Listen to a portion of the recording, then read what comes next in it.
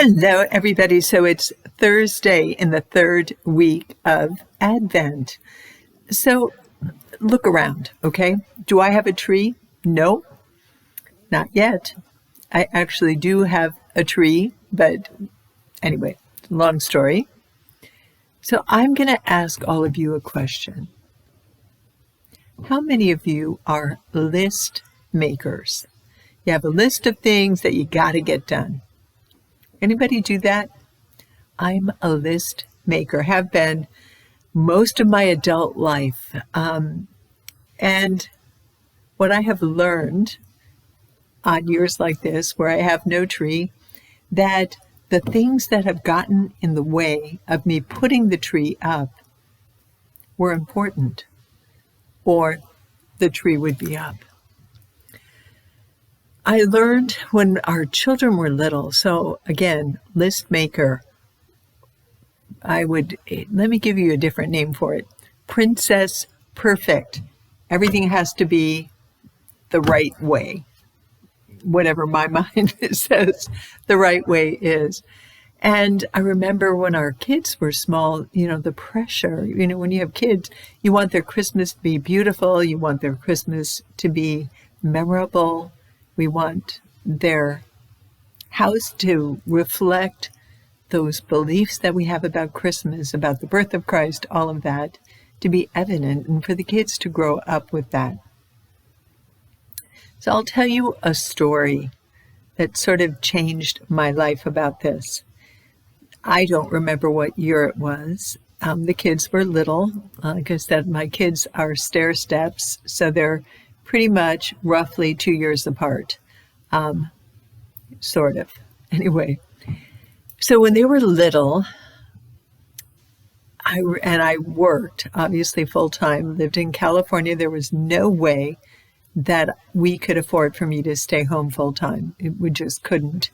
And so I juggled being a mom and doing all of the things that a mom needs to do and work. And work was always, this time of year, busy, okay? So one particular Christmas, I was just, what would the word be? Sad, because I couldn't get it all done. And of course, when you can't get it all done, what do? You beat yourself up for what you didn't get done and for the imperfection, whatever you perceive in your mind perfection is, and how you're falling short of that, right? So this particular year, I just remember being forlorn about the tree not being done, everything being kind of chaotic and all of that. And I remember this one particular morning looking at the boxes of Christmas ornaments that haven't been put on a tree, all of that. So I have to tell you, those boxes are behind me right now. Okay, they still exist. You just can't see them. In any case, that particular year, I remember, again, radio is so not so much a thing anymore, but I remember a radio station that I listened to. I was still at home trying to get out of the house, trying to get ready to go to work, all of that. I dropped the kids at school. And here I was in our house in a pile of Christmas boxes that had not been utilized to put up any kind of decorations in the home. And on the radio playing behind me, in the midst of this chaos, a story came up about an area in San Jose. So we were currently living in Livermore, California, and the radio was talking about a particular area that needed for Christmas turkeys and hams, and they had a list of things that they needed. And I remember suddenly listening to more than my internal complaint. My list suddenly kind of fell away a little bit. And I realized that based on this particular radio station, their story, that there were people that would not have Christmas. So what did I do? This will make me cry. Sorry. It may. Anyway, I went and I spent my day, instead of going to work and instead of worrying about the house, I spent my day buying hams and turkeys and things for the community that the radio station talked about. And I spent my day driving to the place to drop those things off and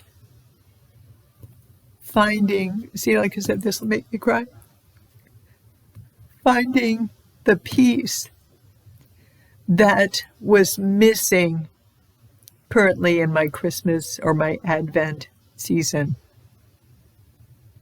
From that day on, I'm still Prince, I can't even say it, which is probably a good thing, Princess Perfect. But since that day, I'm a little bit less concerned when the tree is not quite up. It'll get up, and what needs to be on it will get put on it, even if it's not everything. And in the grand scheme of things, hopefully my mind and heart will be set on things that matter. At the end of the day, all of the trappings of Christmas and this beautiful season are important only inasmuch as they help to bring us closer to Jesus Christ and to the beliefs and things that we value and hold important in our life. So on this third week of Advent, Thursday, because I'm late on this, big surprise, that time of year. So on this third week of Advent, may God open our hearts, remind us that the most important thing that happens this season is the birth of Christ, the memory of that, and the preparation for when Jesus will come again. Thanks be to God for what you and I believe, what we hold true in our faith, and what that means not only in our lives, but that of our families, that of our friends, that of our fellow parishioners, all of the people that we have the benefit of having in our life. So on this third week of Advent, prepare, get ready, and know whatever gets done, chuck the list. Inasmuch as it helps you, throw it away. And know that whatever gets done and checked off, what God wants to be done if we play our cards right, if we turn our lives over to that God, that Christ that lives in you and me, what needs to get done will. And God, in his graciousness and abundant, loving faithfulness to us, will bring to completion what you and I have started. Thanks be to God for this beautiful season. And I'm going to remind us, Christmas doesn't begin until December 24th at the Vigil Masses at Holy Trinity. Until then, nothing has started. So my friends, you've got time. Do what is most important. And I look forward to welcoming Christmas with you. And this weekend, an important opportunity to celebrate the fourth Sunday of Advent. Thanks be to God. So I'm going to tell you, a year ago, the fourth week of Advent was like one day. So we have a few more days. Like I said, Sunday is the 22nd. So we have Monday and then it's Christmas Eve. So we have a little bit more time this year to kind of get everything ready. And thanks be to God that I get to celebrate it with all of you. See you at Mass, and I look forward to seeing you at our Christmas Masses this Tuesday and Wednesday. Merry almost Christmas. God bless you.